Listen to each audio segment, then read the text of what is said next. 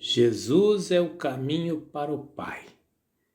Na Quinta-feira Santa, depois de ter anunciado que ele iria ser traído e entregue para os judeus, onde morreria, os discípulos ficaram perturbados. É assim que começa a passagem de hoje.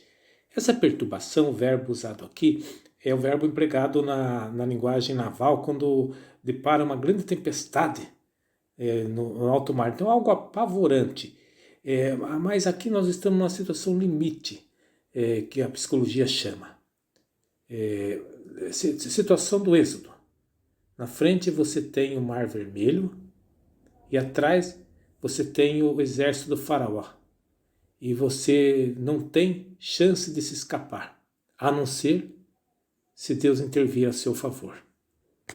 Essa é a situação do homem diante da morte. E essa situação que vai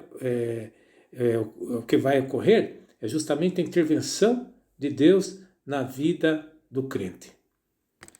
Como consolação, Jesus diz que na casa do Pai há muita morada. Aqui Jesus emprega uma imagem como se fosse um palácio, dizendo que nós lá vamos ser bem acolhidos e ter um lugar de aconchego. É preciso que a gente fique na imagem, não vamos pensar que tem lá, que a pós-vida vai ser um palácio, onde vai ter câmaras. Não, o que nós temos que pensar é que justamente no sentido do aconchego, no sentido do abraço acolhedor do Pai para nos receber. Vem ao caso aqui também recordarmos o comentário que São Paulo faz sobre a nossa vida de cristão neste mundo. Nós não temos aqui morada permanente, mas buscamos a que há de vir. Jesus diz que ele vai preparar um lugar e que vocês conhecem o caminho. Tomé intervém. Senhor, não sabemos para onde vai, como podemos conhecer o caminho?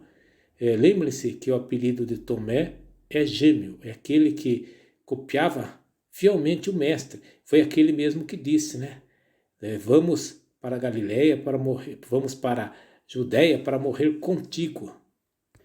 Este caminho que Jesus se refere é a sua morte na cruz. Aquele que tinha tanta coragem quando estava lá na Galileia, agora que está aí em Jerusalém, está também apavorado.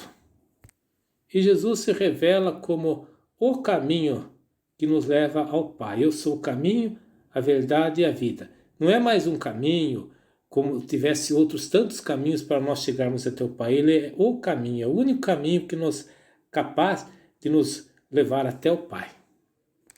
É bom esclarecer que o caminho do Senhor não não se resume à cruz no sentido de morte, mas tem que pensar também no lava-pés. É no caminho do amor. Este é o caminho que vai nos conduzir, o caminho do serviço é que nos vai conduzir até o Pai. Agora entra em cena o apóstolo Filipe, que diz: Senhor, mostra-nos o Pai e isso nos basta. Com certeza, Filipe aqui está com o mesmo desejo que teve Moisés, Elias e Isaías, de verem a glória de Deus. A Sagrada Escritura diz que Moisés conseguiu ver a Deus de costa, o que não significa que Deus apareceu para ele de costas, ele viu a costa de Deus. Significa que, como o sol, você não pode fitá-lo de frente, você tem que olhar o que o sol ilumina. Então, pela experiência da criação, você pode atingir o Criador. É esta lição que está por trás da visão de Moisés. Elias viu a Deus numa brisa suave, mostrando que Deus não só se revela nos acontecimentos assim grandiosos do Êxodo, como terremoto, fogo, luz, mas também numa brisa suave, que nas situações mais ordinárias da nossa vida. E Isaías viu o trono divino, as franjas do manto de Deus apenas. Na verdade, nós não podemos ver a Deus Pai, porque Deus Pai não se encarnou. Nós só podemos ver o Deus Filho, que se encarnou, o Verbo encarnado. Isso significa que mesmo depois da nossa morte, quando nós formos para a mansão eterna na casa do Pai, nós vamos ver o Deus enquanto pessoa da segunda pessoa da Trindade Santa, porque foi Ele que se encarnou. É Jesus que questiona Filipe. Tanto tempo estou convosco e ainda não me conheces? Lembremos que conhecer na Sagrada Escritura não é uma atividade meramente intelectual, mas é uma intimidade profunda. É como que Maria disse para o anjo: eu não conheço homem algum. Então é como a intimidade de um desposamento. Então Jesus Cristo está intimamente conosco, mas muitas vezes nós não o conhecemos. A procura da face divina sempre moveu o apóstolo Filipe, como salmista. A vossa face, Senhor, eu procuro, a vossa face eu desejo. E assim o verbo ver vai ser muito importante na biografia desse apóstolo, pelo menos dos poucos dados que temos. É ele que chamou Natanael para ver Jesus. É ele que vai levar os peregrinos gregos, certa vez em Jerusalém, para ver Jesus. E hoje ele está aí desejoso de ver a face eterna do Pai. O problema é que para ver a face gloriosa do Pai só é possível com os olhos da fé. E o pecado é que turvou a nossa vista.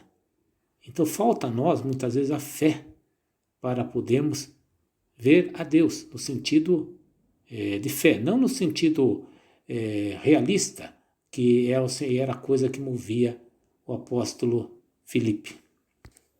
Para encerrar o versículo 12, Jesus Cristo nos fala que quem acredita nele fará obras ainda maiores do que a que ele fez. Logo nós pensamos em milagres, e essa opinião é ainda confirmada pelos apóstolos no livro dos Atos, que fizeram milagres estupendos. Mas é preciso estar atento que a grande obra de Jesus é a entrega, o serviço, é o amor, né? Ele se dá todo por nós. Então, fazer essa grande obra significa justamente a obra do amor, o lava-pés, viver o lava-pés que Jesus, um pouquinho antes de falar essas coisas para os discípulos, ele tinha realizado. Amém.